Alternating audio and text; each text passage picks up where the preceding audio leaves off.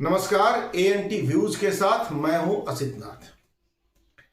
25 नवंबर को सोमवार का दिन था। अमेरिका में बसे बिहारियों को संबोधित करते हुए प्रशांत किशोर ने कहा कि बिहार एक फेल स्टेट है। वो तो शर्म आती है आपको हमको ये कहने में कि हम बिहार के हैं। मतलब बिहार एक विफल राज्य है। मैंने कभी किसी बिल्ली को गुस्से में खंबा नोचते तो नहीं देखा, लेकिन हिंदी का एक प्रसिद्ध मुहावरा है, खिसियानी बिल्ली खंबा नोचे। बिहार विधानसभा के उपचुनाव में बुरी तरह से हार का सामना करने के बाद प्रशांत किशोर कह रहे हैं कि बिहार एक फेल स्टेट है, बिहार एक विफल राज्य है। इसके पहले 2 साल से वो लगातार चुनाव की तैयारी कर रहे थे, पदयात्रा कर रहे थे, पार्टी बनाने की बात वो कर ही चुके थे। पार्टी का ऐलान भले ही देर से किया, लेकिन सच्चाई ये है कि पार्टी तो लगभग 2 साल पहले बन गई थी और पदयात्रा में लोग उनके साथ चल रहे थे, जुड़ रहे थे। उपचुनाव में 4 उम्मीदवार उतार दिए और 4 में 3 की जमानत जब्त हो गई और अब कह रहे हैं बिहार फेल स्टेट है।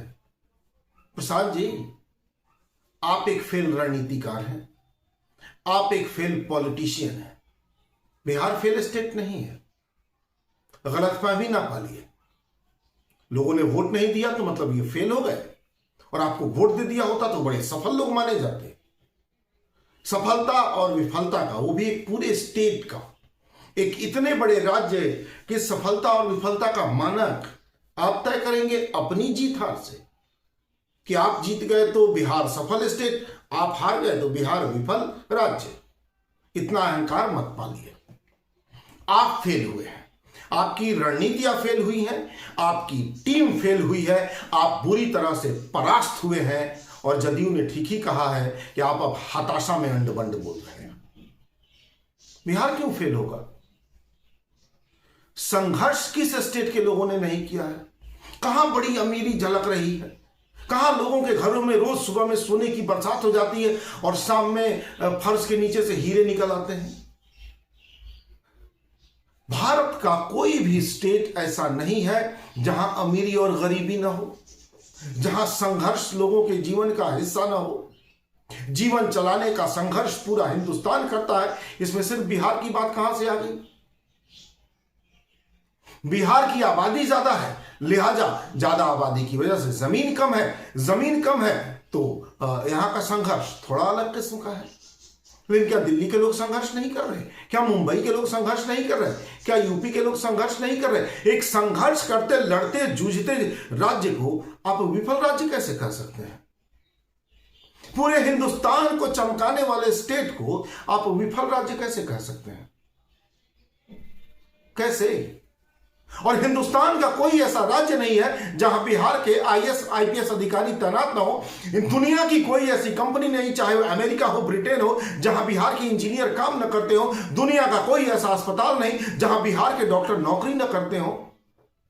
आपको ये फेल स्टेट दिखता है तो अपने चश्मे का नंबर बढ़वाइए। आपको एक अच्छे डॉक्टर की भी जरूरत है, सिर्फ आंख के नहीं, दिमाग की भी। आप हार गए तो बिहार फेल, मतलब बिहार की सफलता आपकी जीत तय करेगी। प्रशांत किशोर जीत गए तो बिहार पास, सफल स्टेट, और प्रशांत किशोर की पार्टी हार गई तो बिहार विफल राज्य। इतना अहंकार बिहार आपसे है क्या? आपसे बिहार की पहचान है, आपने बिहार को गढ़ा है कि आपकी सफलता से बिहार की सफलता तय होगी। वाह, कमाल है ना। मैंने कहा ना, मैंने कभी किसी बिल्ली को खंभा नोचते नहीं देखा, लेकिन हिंदी का एक मुहावरा है, खिसियानी बिल्ली खंभा नोचे। आपकी पूरी टीम फेल हुई है, पूरी की पूरी। आपका आई पैक बिहार की राजनीति के मामले में महाफिसड्डी साबित हुआ है, 2 कौड़ी का साबित हुआ है। महाफिसड्डी आई पैक 2 कौड़ी का साबित हुआ है। और आपके रणनीतिकार जो आईएएस आईपीएस, ये बड़े बड़े लोग जो लेकर आप घूम रहे थे, इनकी राजनीतिक समझ 2 कौड़ी की भी नहीं है। ये और फिसड्डी साबित हुए हैं और बिहार फेल हो गया। वाह, कमाल की बात कर रहे हैं आप। सारथी कभी रथी नहीं होते। और शिखंडी कभी योद्धा नहीं होते। आपने सारथियों को रथी समझा, आपने शिखंडियों को योद्धा समझा। शिखंडी की ओट लेकर वाण तो चला सकते हैं आप, लेकिन शिखंडी को योद्धा नहीं बना सकते। और सारथी रथ तो हाँक सकते हैं, लेकिन वो कभी रथी नहीं हो सकते।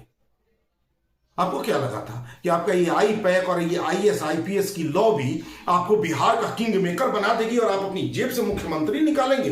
लो जी, ये मुख्यमंत्री, चलो ये 10-12, चलो ये मंत्री, ये मंत्री कर लेंगे आप। यही सारथी और शिखंडियों के भरोसे। पर जब हार गए तो कह रहे हैं बिहार फेल, आप फेल हुए हैं। फिर कह रहा हूं आपकी पूरी टीम फेल हुई है।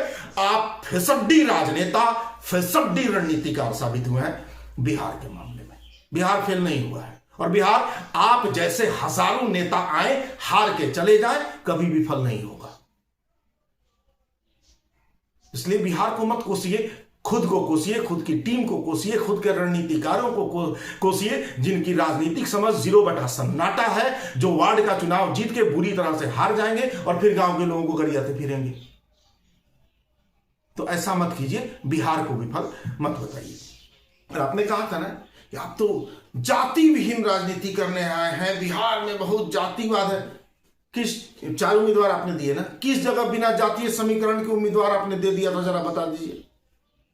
किस जगह बिना सांप्रदायिक समीकरण का उम्मीदवार आपने दे दिया था, बता दीजिए। कहां आपने दिया था? इमाम बेलागंज में आपने मोहम्मद अमजद को बनाया था अपना उम्मीदवार। क्यों बनाया था आपको नहीं मालूम है?